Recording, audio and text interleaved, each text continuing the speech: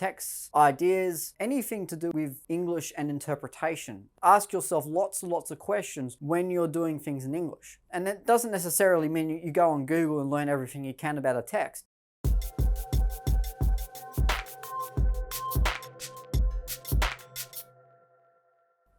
Hello and welcome. What we're going to be looking at in this video is we're going to be looking at critical thinking and really just the basics of how to think critically about texts, ideas, anything to do with English and interpretation. That process of not just using critical thinking, but using those skills of interpretation, finding evidence, evaluation, all those things. You'll be looking at thinking for yourself. And that's really what is at the heart of critical thinking, and just asking lots of questions.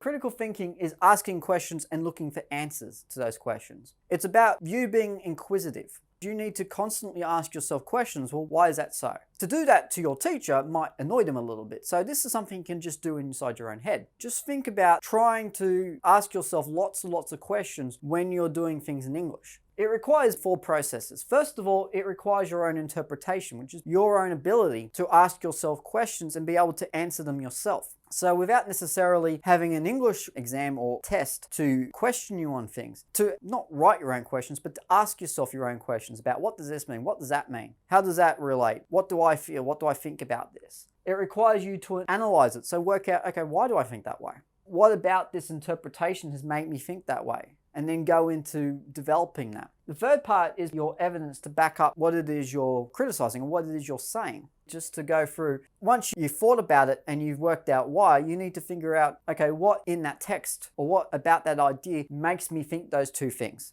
And the final process is to evaluate and reflect upon it, to actually go, okay, is that the best way to look at it? Now, critical thinking is a border studies outcome. It is something that you're required to do. Thinking for yourself, thinking about every text that you read, thinking and asking yourself questions independently without having to be asked to, is essentially one of the things that you should be able to do going into any senior English lesson. It requires all those things. So if you don't have that process going on in your head as you're reading text and you're answering questions, then it's something that you need to sort of start trying to do. It's hard at first. It's not an easy thing to do first up. With practice, with asking yourself questions that you would ask about anything. You think of a child and how they ask why about everything. You need to be that little child again. You need to channel that little child inside yourself that constantly asks questions about the world, and do so in such a way that you're asking yourself questions about the books, the films that you watch, all those things, and just go, even if it's a case of how did they do that? Why did they do that? That seems strange. That seems odd. Why? It's a process that does take a lot of practice, but once you've mastered it, it's really a simple process for getting really good at English. We'll go through some of the aspects of critical thinking in this video and allow you to develop those own skills. And it's something you have to do yourself. These are skills you can't instruct a person to do. These are things that you just have to take in and then just attempt to do yourself. So it's something that you have to do at home. It's something you have to do independently. It's not something you can really be asked to do. Just something to keep in mind when you're looking at this. Now, the mental process requires you to think for yourself. It requires you to be open-minded. It requires you not to just assume things. It requires you to actually go through and just make sure that what you think is true. And there are lots of examples, particularly urban legends and myths, and all these other things that you have heard from other people, some of which are true, but a lot of which aren't true, and require you to be open-minded in order to come up with a correct answer or come up with one that makes more sense. Next thing it requires you to do is to answer everything with who, what, when, where, why, and how. Now, I know you'd be probably well and truly familiar with those terms by now, but it's something you need to do to yourself constantly. And yes, it is really irritating to do the first time around, but once you get used to it, it's not quite as irritating anymore. It requires you to do inquiry and research. You're inquiring and you're researching everything it is that you're doing. If you need to find out more, you go off and look for it. If you need to find more and that doesn't necessarily mean you go on Google and learn everything you can about a text. Sometimes inquiry just means actually going through the text itself and picking out things and trying to see if there's something that will give you an indication about why this is the case. The research will help you particularly with things like understanding context. Finally, it requires you to justify every criticism you make. One thing is to think for yourself and have your own opinion, which is great. But when you're writing about your opinion, you can't just use it on its own. You need to actually justify it with some sort of evidence, with some sort of reasoning, with some sort of idea which can be accepted by another person beyond the point where it's saying, well, it's just your opinion, prove it.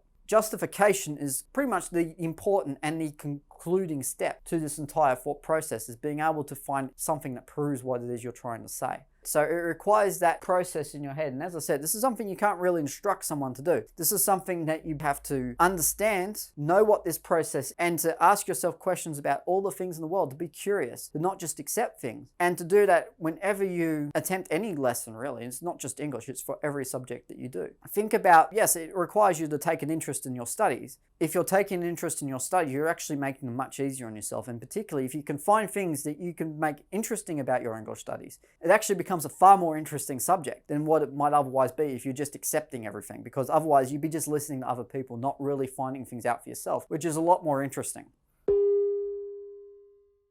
Interpretation requires you to look at the text or topic and in the way that you understand it. So not just accepting someone else's interpretation and say, well, this is true because they said this, but actually going through it yourself and going, do I agree with that? Even if you do, why you agree with it? That's that process of asking you who, what, when, where, why, and how questions. Read a text or examine a text in isolation. Is when you get a text, if you get a film or whatever it is, which you're required to study, or if you're given any kind of stimulus or any type of question, before you ask someone else how you answer the question, just try and attempt to answer it yourself first. Now, if you don't understand the question, then research, find keywords, find ways that you can understand the question yourself first before you go off and ask someone else. Work on some ways of actually just going through a text, even if you don't understand it, but work out ways that you can understand little bits of it. Now, the hardest part of particularly doing texts like Shakespeare or Romanticist poetry and those sorts of things is that they do require you to do a little legwork, actually to think for yourself about them. They're not things which literally tell you the answer. They are ones, or literally tell you what's going on. They are ones which allow you to use your imagination to fill in the gaps between each line. And that's one of the things that a lot of people find really, really tough, is to have the imagination to fill in those gaps. The best way to stimulate that imagination is to ask those sorts of questions and to be able to actually ask, okay, what does that mean? Why they say that? And then come up with some answers. Even if they're stupid answers, it doesn't matter. There's no stupid ideas in brainstorming. Use that process and use it over again. Then record the answers which you use for your analysis. For instance, if I say, why a red light? Why is there a red light in the story? I can say, well, I think it might show danger. In which case you change it when you're answering it to, I think it shows danger, or it shows danger, because you want to sound convinced when you're writing it as an answer. But to start with, you can just say, oh, I think danger. Okay, there you go. It's an answer. We'll stick to it.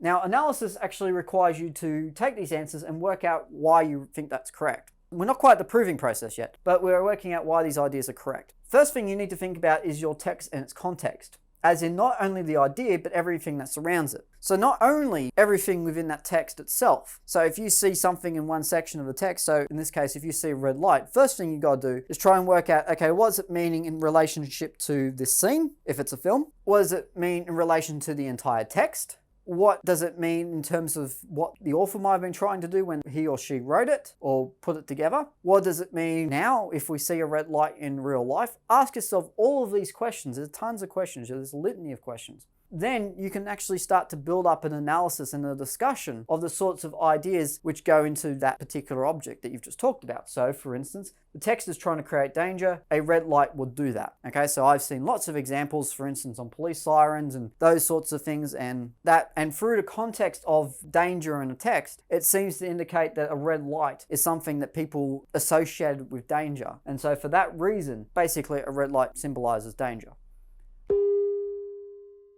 Next thing is finding reason and evidence. So like this little inquisitive fella over here is doing some inquiry and research, which is the main part of this process. If your judgment is based on your interpretation only, it's finding examples in the text to discuss and evaluate what is your own understanding of that. A red light is a symbol repeated throughout the text to signify dangerous social actions of the character. So now we're going into a little bit more depth. We're blending those two ideas together. So we've got the discussion and the evidence linked, which is that the red light is something that is used throughout. So in lots of locations, and it's constantly used whenever the main character is doing something that's dangerous for their social life. And now that is more of a composed and more of a critical interpretation of just the fact that there's lots of red lights around, and that means something.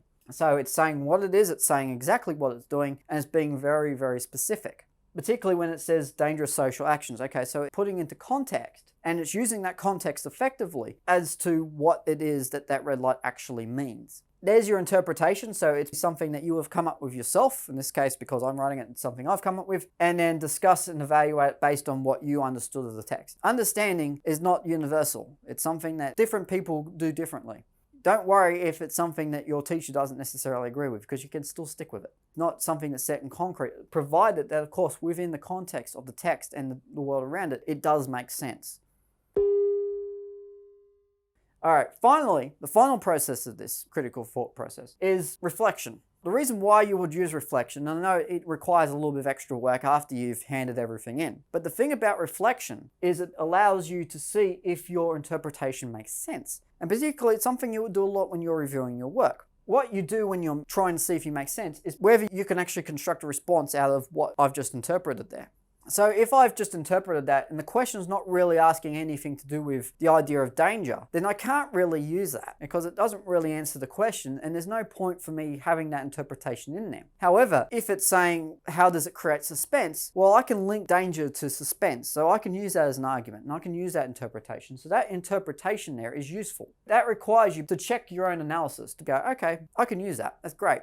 It could even be just checking that symbol itself. Could a red light mean something else? Is fear maybe a better fit than danger? Constantly go back and look over it again to make sure that what I've chosen is the best possible fit. It's almost about setting yourself some standards. When you're writing something or when you are composing any kind of response, you have some standards that you set yourself for your response. And what those standards are is I want to do this, which is I want to compose a response in this particular fashion. I want to make sure that I answer the question in an appropriate amount of detail. I go into some deep ideas and I go into some deep issues within the text. And this is what this reflection process allows you to do, is to go, okay, yes, I'm working hard at it. I am putting myself in a good position to get a really good, critical, well-analyzed, well-rounded response to the question. And that's all there is to the mental and thought process of critical thinking. Now, just remember, it's something that you need to do yourself.